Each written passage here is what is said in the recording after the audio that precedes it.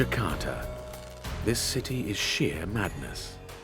6 times the size of Paris, over 10 million inhabitants, shacks next to glass skyscrapers, the largest conurbation of Southeast Asia, a melting pot of people of different origins and religions, hot, loud, and chaotic, but always with a smile.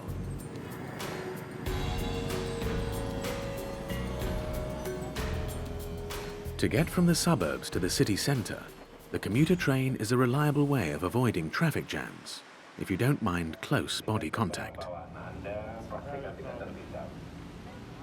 Arun is 23 years old and she is a stylist.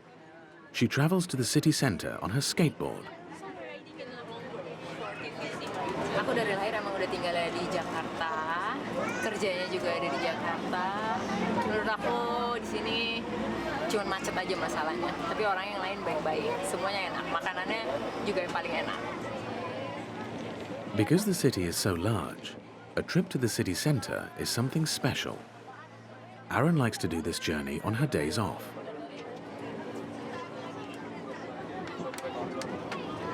Hari ini lagi mau jalan-jalan ke kota Fatahillah, lagi mau cruising pakai longboard. Kota is the name of the old town district of Jakarta. This is where Arun is travelling to.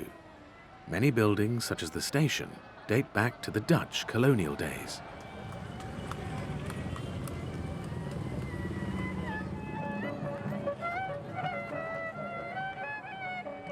The lively district is a favourite meeting place for locals and tourists.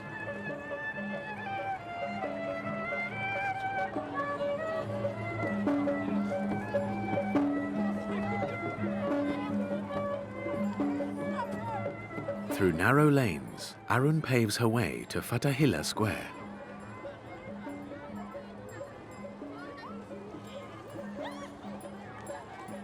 The Indonesians embrace the colonial camel in a relaxed way. The brightly coloured Dutch-style bicycles can be rented together with a hat or helmet. Cycling around the square is an entertaining way to spend the day in the city, where riding a bicycle is otherwise dangerous.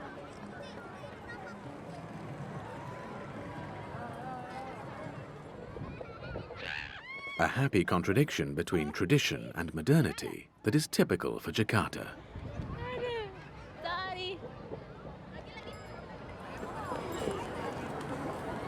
Semakin lama Jakarta udah banyak orang yang makin modern, gaya bajunya udah semakin modis, orangnya udah mulai up to date, buat teknologi juga nggak kalah maju.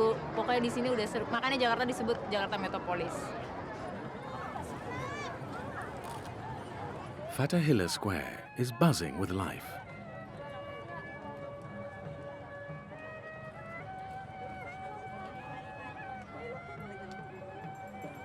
The square is full of people with the latest accessories, such as selfie sticks and smartphones. Simultaneously, many women still wear a headscarf commonly known as a hijab. Untuk saat ini kayaknya bisa sih, udah banyak hijabers yang modern tuh udah banyak. Kayak untuk saat ini kayaknya pemikiran tuh udah nggak bisa kaku lagi ya tentang agama ya. Aku rasa sih ngejalaninnya secara modern udah bisa sih. Arun dreams of establishing her own fashion label. If this dream is to become a reality, she wants it to be in her own city, Jakarta. With around 200 million Muslims, Indonesia has the largest number of Muslims in the world. Over 80% of the population practice a moderate form of Islam.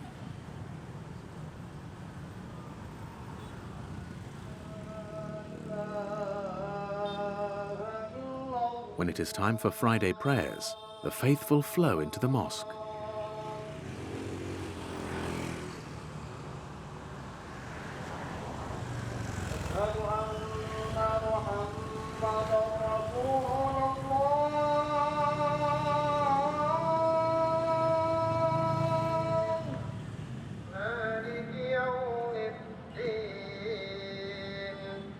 Over 10,000 mosques dominate the city, even though Islam is not the state religion.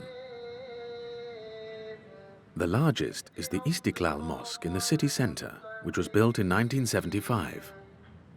It has room for 120,000 worshippers.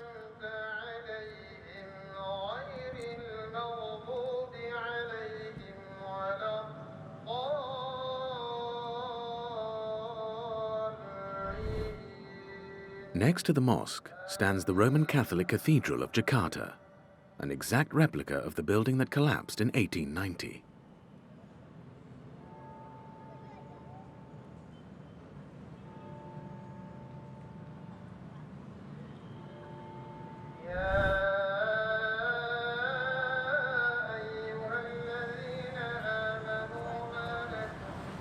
Islam, Christianity, Confucianism, Buddhism, and Hinduism. Indonesians must adhere to one of these 5 religions as recognized by the government.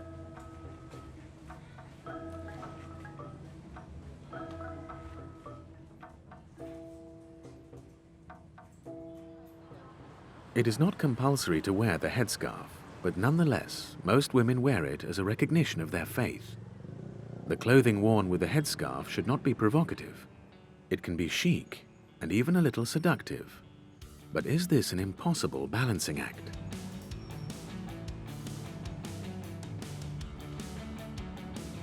Not for the young fashion designer Jenahara Nasution. Her label Jenahara is one of the hottest in Indonesia. The 30-year-old is married, has 3 children, and an idol, Patti Smith, which at first glance doesn't seem to fit in with her Islamic faith. Mostly my inspirations comes from music. I have my own, my own diva. Should I say my own diva?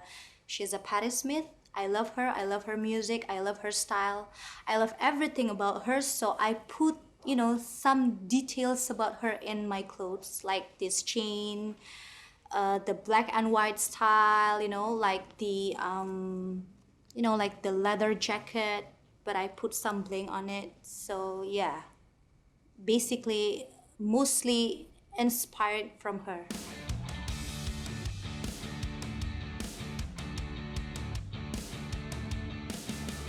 Patti Smith of all people, the American godmother of punk and feminism. How does this fit in with Islamic fashion and Jenahara's collection?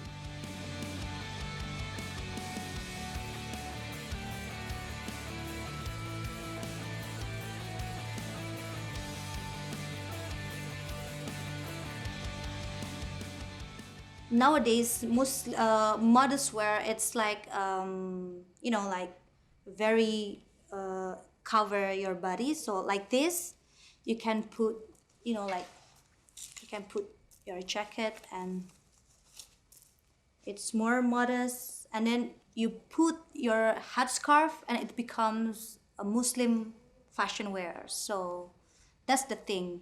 It's three mix and match, and then it's become like the Muslim wear. If you take out the jacket, it's like a simple dress. Maybe people who do not wear hijab, they can wear this. But if you want to make it more modest, you can put the jacket on it, so it's becoming modest. And then if you want to make it as a Muslim wear, you just put a headscarf. Yeah, so it's becoming a Muslim wear. So as simple as that. Hijab is an item.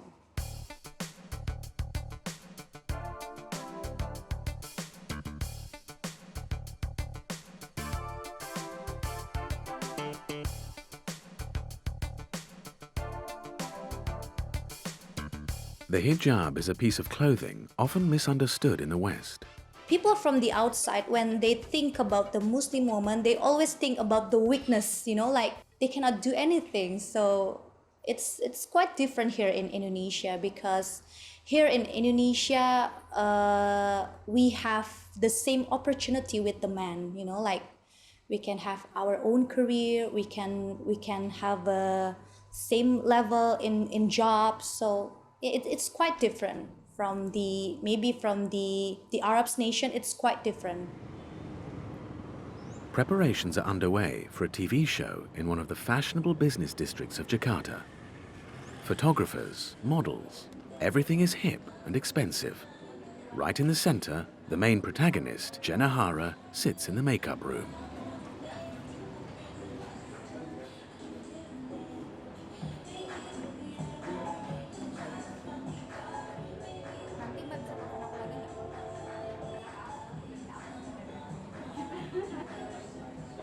I'll be doing a host in a TV show. It's a TV show for fashion tricks, tips, reference for Muslim hijab. Yeah, so we're doing a mix and match hijab fashion for a Muslim woman in Indonesia, and the program is every week. Jenna Hara's fashion program is shown once a week on Indonesian TV.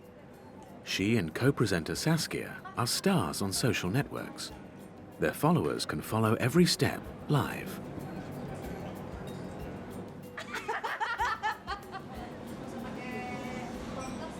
Her partner always accompanies her at such events.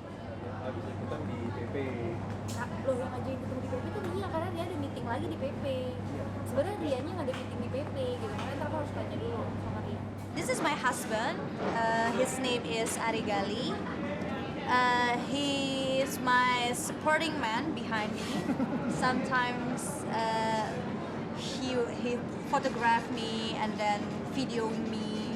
You know, like support some of my activities. Yeah, and also the business. And Some also of the business. as well. Yeah, we support each other. Yeah. And then we have to arrange the time together. Sometimes, because we husband and wife, we have 3 children, right? Yes. And then we have to manage our time with the children. Sometimes, every day, daily basis, we do busy day because we work together. And then we have to commit together, me and my wife, to spend more days for the children. I think the kids, right? Yeah. Yes. You're right. I manage her now. Being a manager, you have to pay me. You have to pay me. I manage you. Okay. Yeah? I will pay you later. Yeah. Pay me with what? Before recording starts, everyone takes a quick moment to pray together.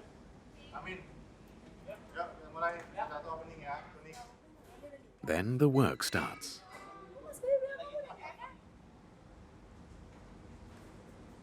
Assalamualaikum warahmatullahi wabarakatuh. Di mana lagi kalau bukan di Dua Hijab bersama Subtext Daun Siri. The message, hijabas, that is to say women who wear a hijab, can be fun, fashionable and confident within certain boundaries. Tapi di bawah tutup sedikit gitu ya. Jangan kalau sampai bawah banget. Working so closely in the industry, is there competition? Oh no, of course not. We're best friends. That's the thing in Indonesia. Even though we're having a clothing line, but you know, like we're not in the competition. We're not compete to each other. We're still friends, and we support each other. During the break, both of them record a low-key advertisement for tampons. There is no problem as the program will eventually be aired on a private TV channel. Kita kasih beberapa tips di fashion review, fashion battle. Ya, kali ini dia juga mau kasih tips. At the end of the show, there is a competition for the best outfit and the viewers can cast their vote online. Tapi kan tetap dominannya ada di warna beige-nya itu. Nah, model aku yang kedua berhubung. That's my goal. I want to show to the Muslim woman that they, you know, they can express themselves with my clothes.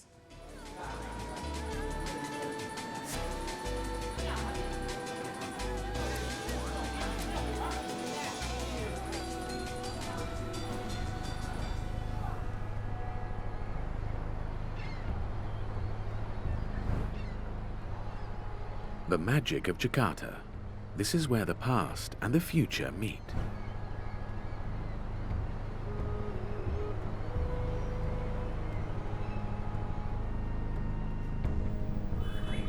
It is as if several chapters in history have been skipped over, from the Middle Ages to the modern era. Jakarta, a city full of high-rise buildings, expensive apartments and villas.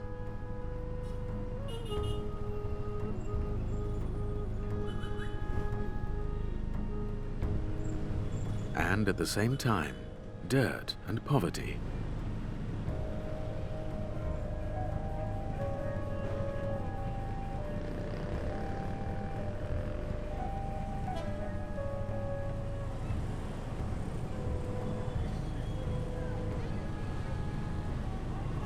Shacks and palaces, glitter and the gutter.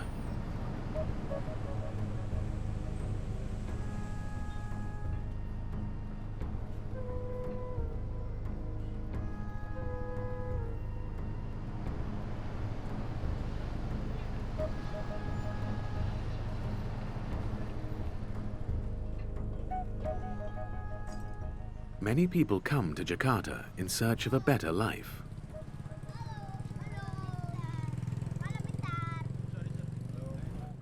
Early on in the Dutch colonial period, the port city attracted many Chinese tradesmen.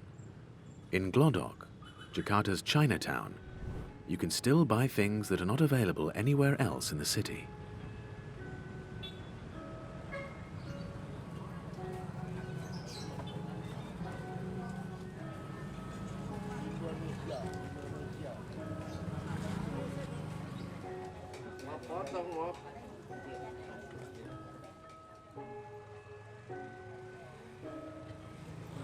People eat here at any time, anywhere, and almost anything.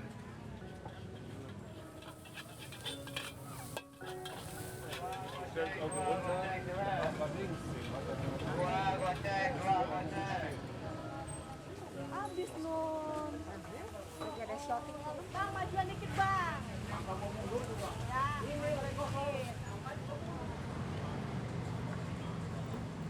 The traditional markets of Jakarta are a shopping paradise for the chef Ricky Isnanto. He has just come back from a trip to the Antarctic, where for 3 months he cooked for an expedition team. Back in his hometown of Jakarta, he wants to meet old friends and surprise them with an unconventional meal.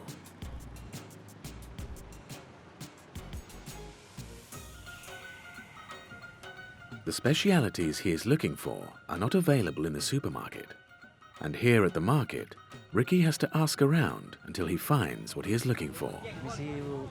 Meliput jengkol Ibu. Masalahnya jalannya darurat, nggak apa-apa deh, senggol dikit ya. Asik, gang senggol.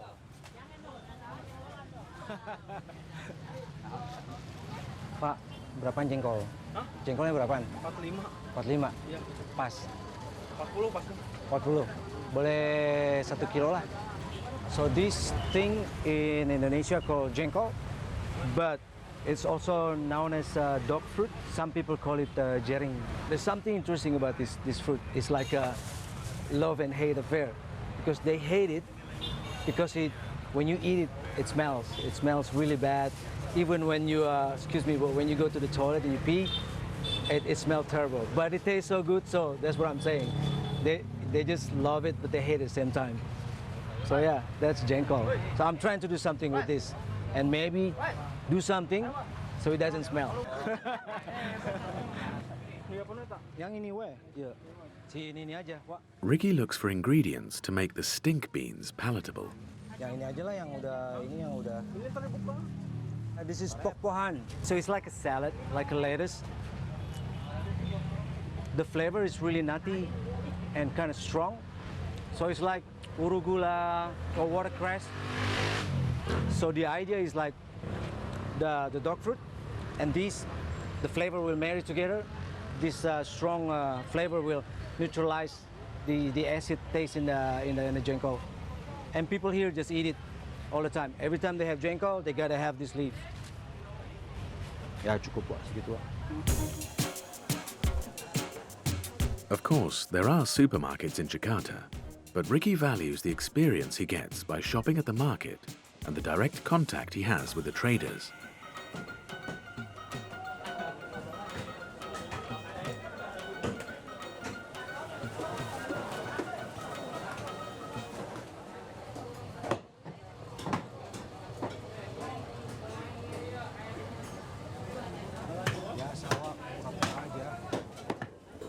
Definitely I would choose here because one, it's way cheaper than supermarket. It's fresh, but fresh, I don't know, as you can see guys, like there's no refrigeration here.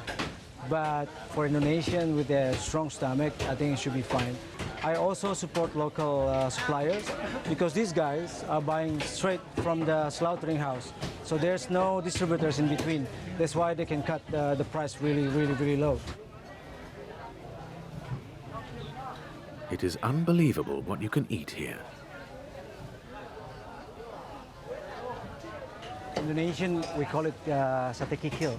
Kikil means, you know, the soft bones of the legs. They make it into a soup, a kind of soup. So they boil it like 4 hours until it's really soft, and they put a lot of herbs in it, and they cut into small pieces, and they just eat it. Usually, it's just like a soup. The way they normally did it. This one, the soup with some vegetable in it, with some rice, with some chili and sambal, and this is favorite. This is favorite, everyone's favorite. Don't look at it when it's raw, it's disgusting, but when it's done, it's really nice. Even though Ricky has lived abroad for several years, he always wanted to come back to his home city of Jakarta.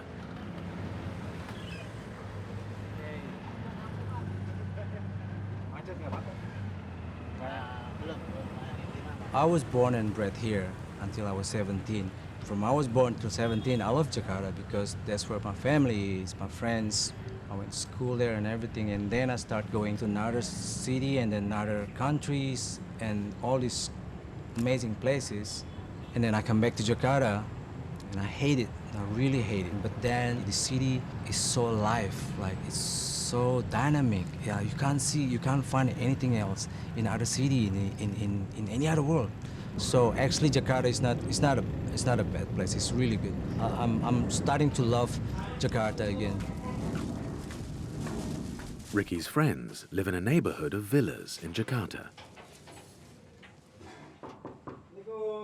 Waalaikumsalam.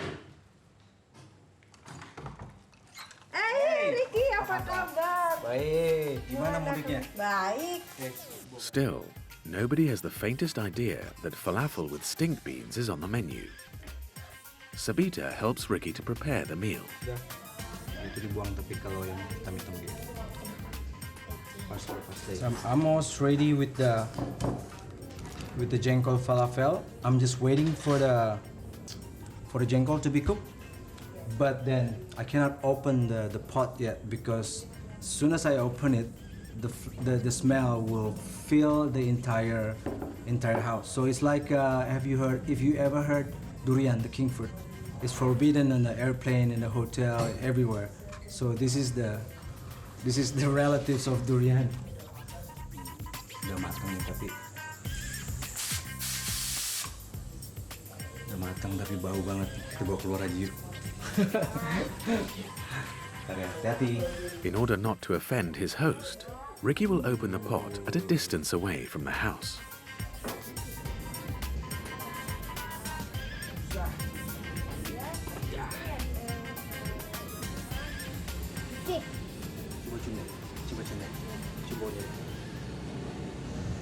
Ada.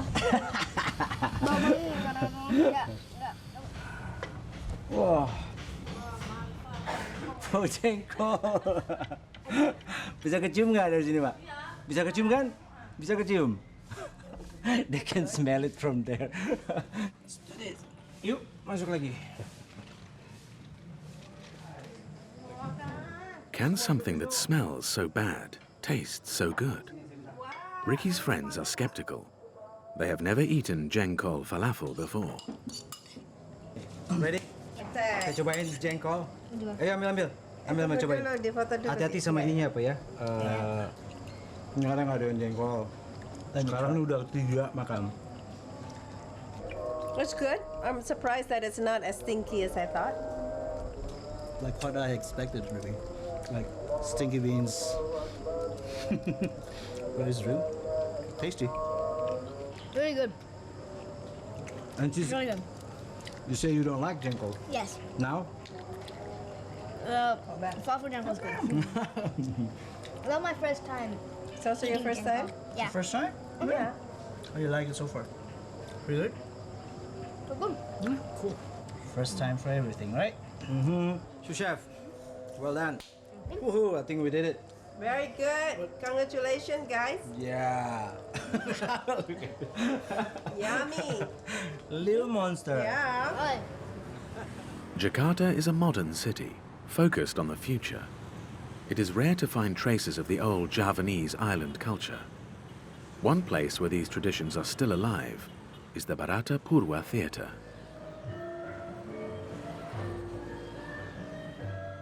Wayang Orang is a form of theatre that has been performed at the Royal Javanese Court since the 11th century. The grand dame of the troupe is Ibo Surip. She teaches the singers. The theatre has its own gamelan orchestra. They are rehearsing a play that dates back to the Mahabharata epoch.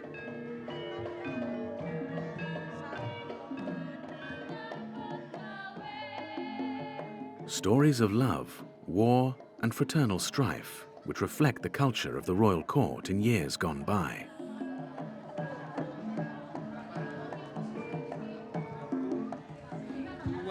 Kami Wayang Orang Barata sudah mempunyai generasi ke-7. Jadi saya kedua.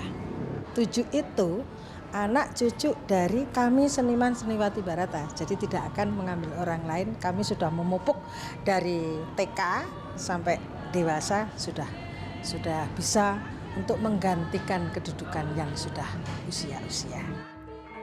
The children grow up in the bright lights of the theatre. The Wayang Orang Barata has 140 members. Because there is hardly any support from the state, the actors do other jobs during the week. Today is the premiere of a new enactment. After the rehearsal, the elaborate costuming of the actors starts.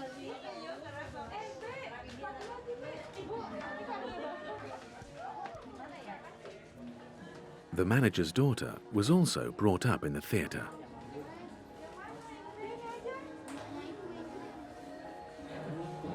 Kalau orang tua kami dulu kan memang Barata ini pentasnya setiap hari.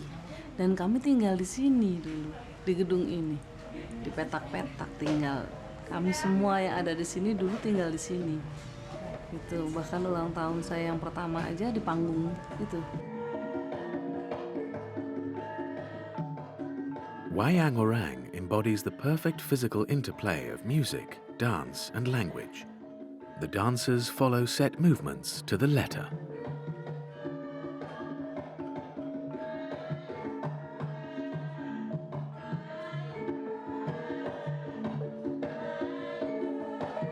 Mau melihat ada yang datang, misalnya di sebelah kanan, dia pasti ke kanan dulu, sini, terus ini namanya tawing, ini arahnya madepnya ke kanan.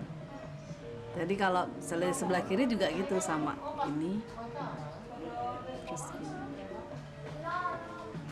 Gitu, itu namanya ulap-ulap sama tawing. Bentuknya sama laki-laki perempuan, cuman bedanya arah tangan. Kalau perempuan kan lebih rapet, kalau cowok gini. Ini bentuknya gini. Laki-laki begini. Kalau perempuan gini. Bedanya.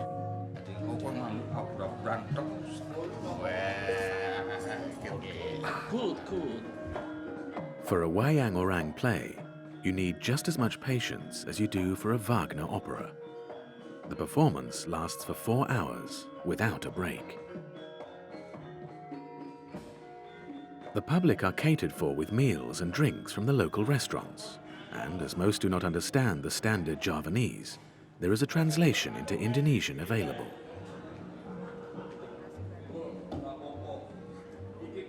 Checking your smartphone is not seen as a faux pas.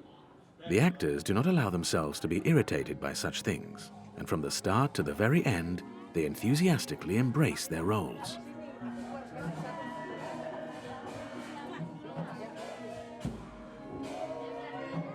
kita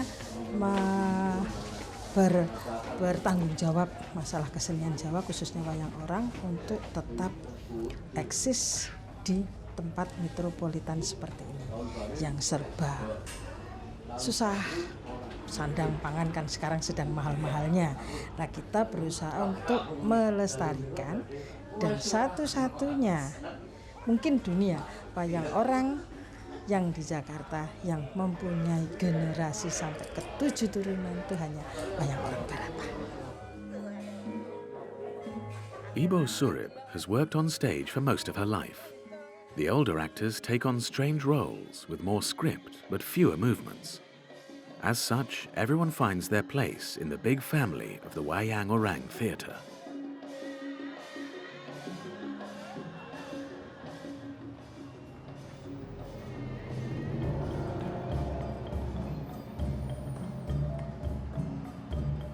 After midnight, when the lights in the theatre have gone out, Jakarta starts to light up.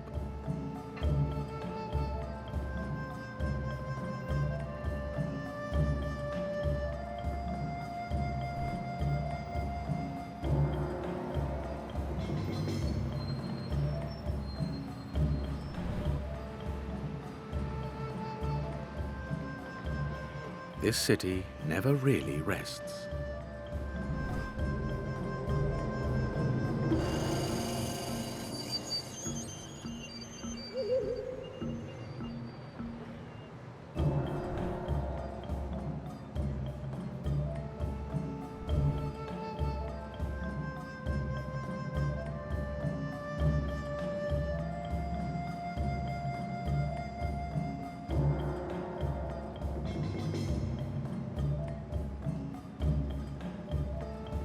In the grey twilight of early morning, a spectacle starts on Jakarta's streets that makes any normal traffic jam look insignificant.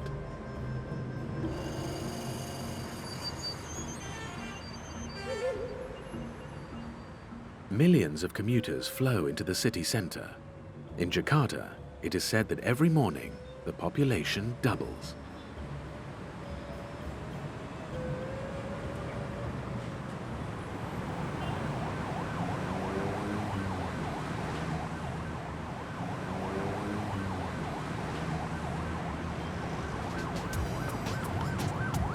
Getting there is the biggest problem in Jakarta. The fastest are still those who ride motorcycles. Those who do not have their own rent a motorcycle taxi.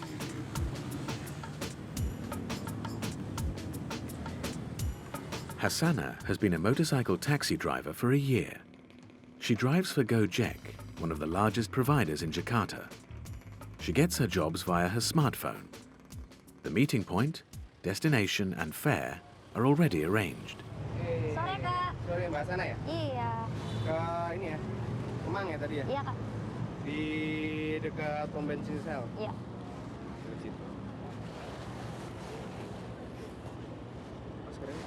Iya, nanti ada SMS masuk, kita ambil.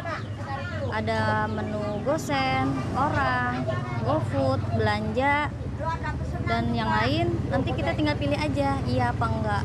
Dan itu akan kelihatan berapa kilometernya, dari mana, tujuannya kemana, gitu aja, Kak. Business is booming. There were always motorcycle taxis in Jakarta, but they weren't organized. Sometimes it was difficult to get one, and the fare had to be negotiated. Nowadays, many things have become easier with this app. Nadiem Makarim is the name behind Gojek. His company is currently the most successful startup in Jakarta. In the main office, dozens of staff dispatch taxis. Over 30,000 drivers work for Gojek, and just as many for rival companies.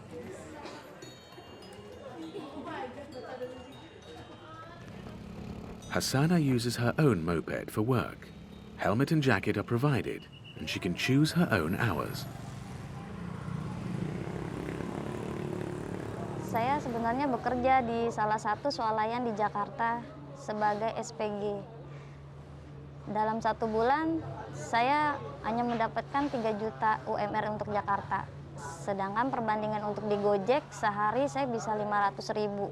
Kalau dikalikan bisa 10 kali lipat, ya sekitar 25-30 juta lah sebulan.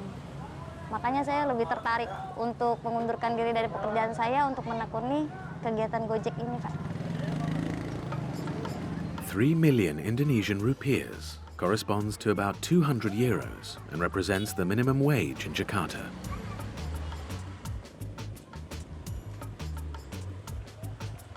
Hassana's wages also improve the family income.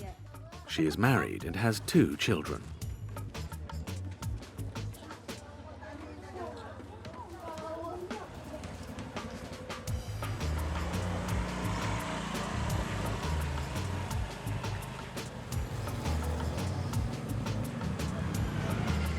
When she is at work, her mother looks after her children.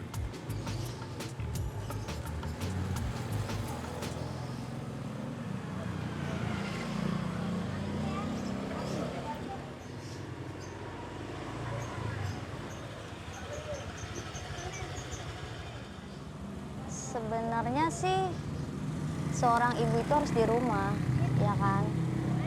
Suami saya sebenarnya tidak menuntut saya untuk bekerja, tapi karena niat dari hati saya untuk ngebantu dia, untuk menambah penghasilan dia, untuk menutupi kebutuhan anak-anak, saya bergerak dengan hati. Ternyata dia memberikan izin untuk di Gojek karena waktunya lebih fleksibel, bisa dilakukan kapan aja, bisa pulang kapan aja. When Hassana has fares in her local area, she tries to spend her breaks with her children. During this period, she logs herself out of the system.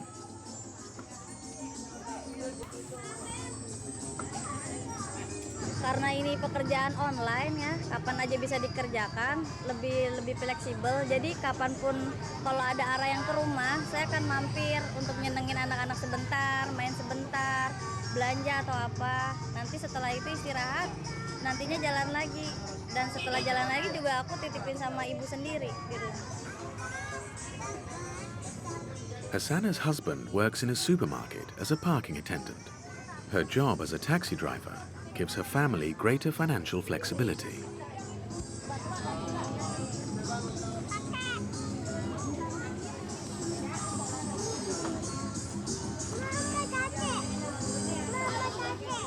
Saya alhamdulillah menjadi driver Gojek selama setahun. Semua impian saya tercapai. Saya bisa beli motor, saya bisa ngebangun rumah, bisa usaha untuk masa depan anak, kayak bikin kos-kosan gitu. Dan ternyata dikasih lebih lagi, saya bisa insya Allah mudah-mudahan karena panggilan dan ucapan terima kasih saya kepada Allah, saya pengen berangkat umroh sama ibu saya.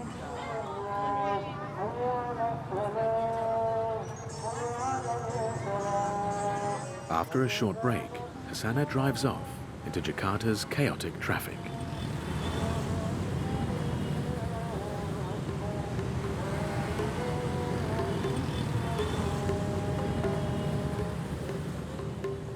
Indonesia was a Dutch colony for over 300 years. Batavia was the name the Dutch gave to modern-day Jakarta. In the 19th century, they mastered the spice trade from here. Some of the colonial buildings have been preserved. Many, however, have decayed in the tropical weather conditions.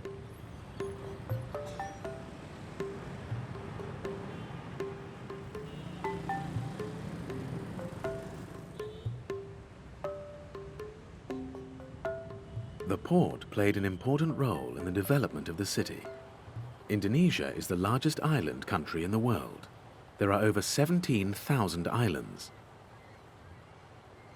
Close to the modern-day goods repository, there is the Sunda Kelapa harbour in Jakarta, where the traditional wooden cargo ships, or pinisi, are moored.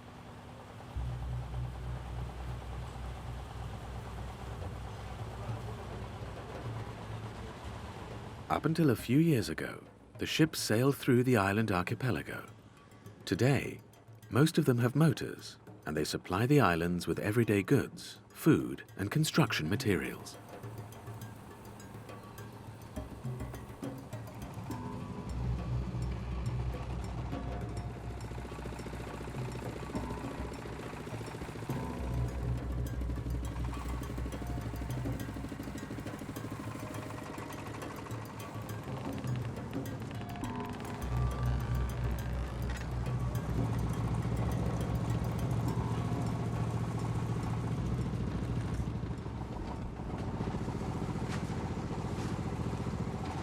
macam-macam namanya, macam beras, apa, pupuk, makanan ayam, macam-macam semen.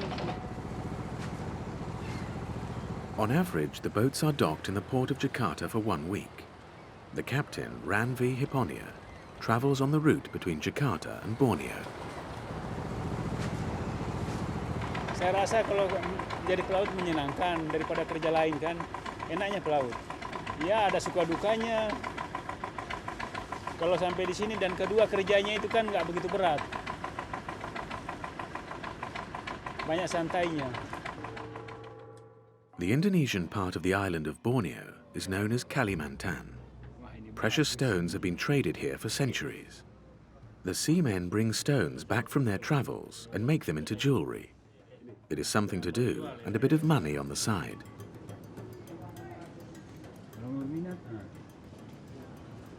Ini cincin kita beli ngasah juga.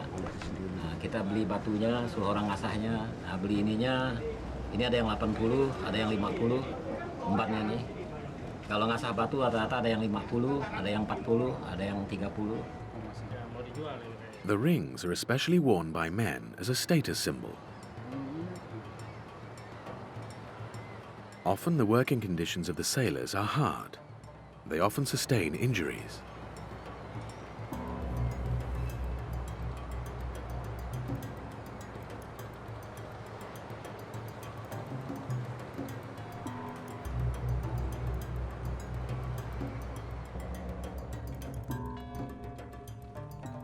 The ship upon which Captain Rame and his crew work belongs to a Chinese businessman. The altar is supposed to bring luck for the journey. The men see their families on average once a month. Saya asli Semarang, Jawa Tengah. Keluarga di Kalimantan, Borneo. Ya sebulan sekali lah. Hampir rata-rata sebulan sekali lah kita pulang ke rumah. Istri 1 dong. Anak 4, perempuan semua. Ya pasti kangen tuh Pak. Kalau itu tidak biasa aja. Paling nelpon kalau kita kan. Nah, enggak yang macam-macam enggak. From the old port to the modern city, Jakarta is growing. New high-rise buildings are being built everywhere.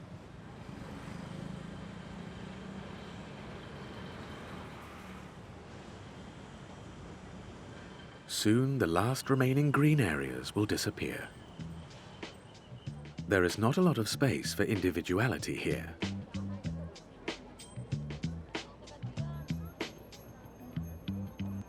However, once a week, on a Sunday, between 6 and 11 in the morning, Jakarta belongs to the pedestrian.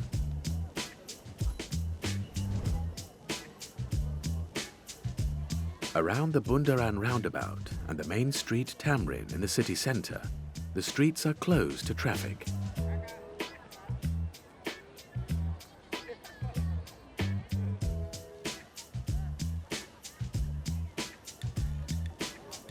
Carefree Day is the name given to this leisure time, a time in which the people can stroll around the city centre for their enjoyment, in the place where every day the cars drive bumper to bumper.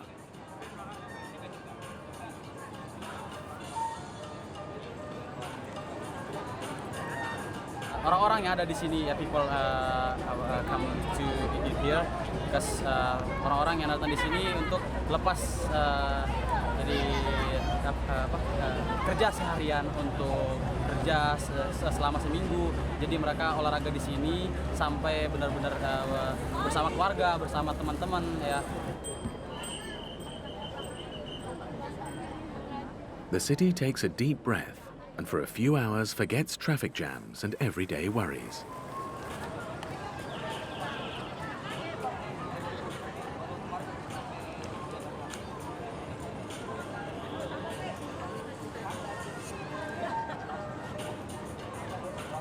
Even if life seems to be easygoing, freedom is an issue in Indonesia. In the conservative province of Aceh, concert goers to a punk gig have to follow strict rules on how to behave.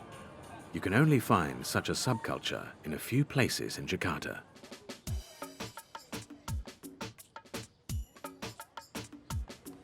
The premises of this old factory is a meeting place for young artists. They're allowed to practice graffiti here with the owner's permission. It is a free space for young people from the district.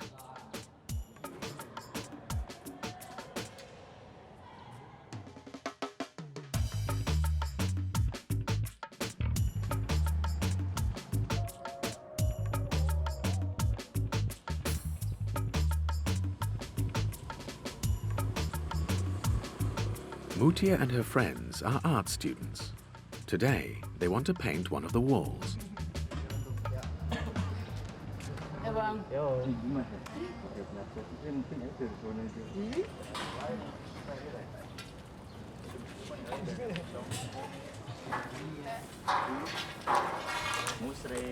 Ya, kita grup angin malam.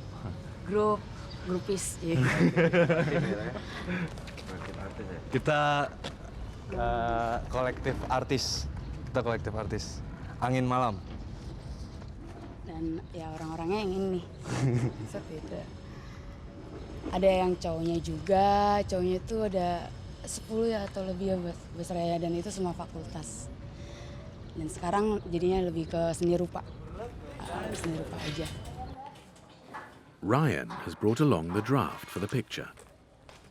Di sini ada image perempuan dengan laki-laki yang sedang bercinta di suasana pantai beach. Ya, di sini kita tampilkan juga figur zombie. Ya.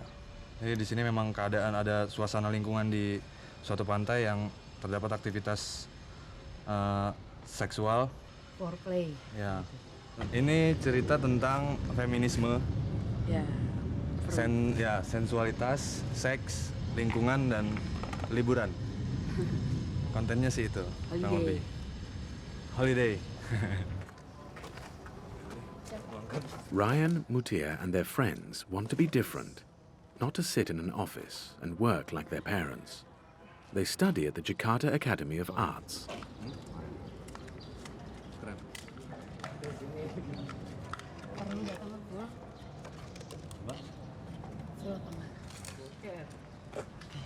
Jadi itu latar belakangnya semua keluarga gue tuh berbasis ekonomi, hukum, terus sama IT. Nah, gue pengen yang beda aja sih, yang dimana setelah lulus itu nggak yang langsung kerja kantor, semuanya kantor, semua jadi wanita karir itu nggak, jadi pengen kayak yang apa yang gue mau udah itu aja sih sebenarnya.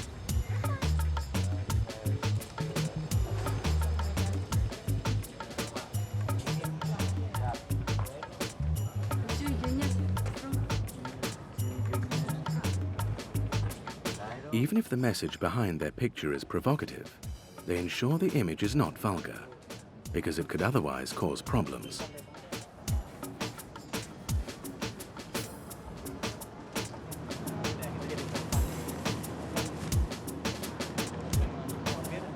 Dari keseluruhan, ada poin feminisme atau kewanitaan yang kita bahas di sini. Khususnya ada di poin yang paling ujung sini. Ada wanita dengan pria yang sedang bercinta lah, pokoknya bercinta dengan pose begitu, yang prianya di bawah, wanitanya di atas. Yang lumrah lah gitu, cowok yang di atas, cewek yang di bawah kan. Jadi di sini kita kedepankan wanita yang dimanjain gitu. Itu sih. Even if the image seems harmless to a Western eye, this kind of work will cause controversy in some of the more conservative provinces.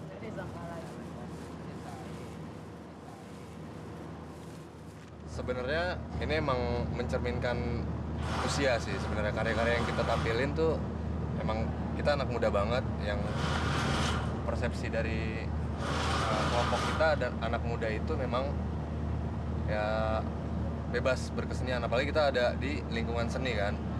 Dengan seni itu memang gak ada batasan kayak gitu kan. Ya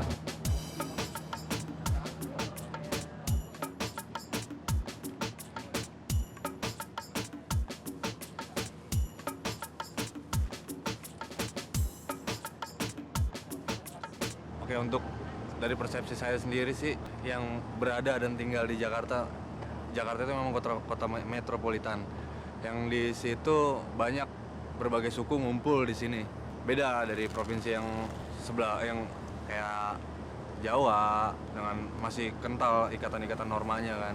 Kalau Jakarta memang udah kita pikir udah ini kita bebas di sini. Cuman memang masih banyak norma-norma yang belum bisa kita lewatin gitu kan. Cuman kita mencoba mengangkat banyak sisi yang bisa kita apresiasi di Jakarta itu sih gitu. Jakarta, a city that is changing. A place of nostalgia caught between tradition and modernity.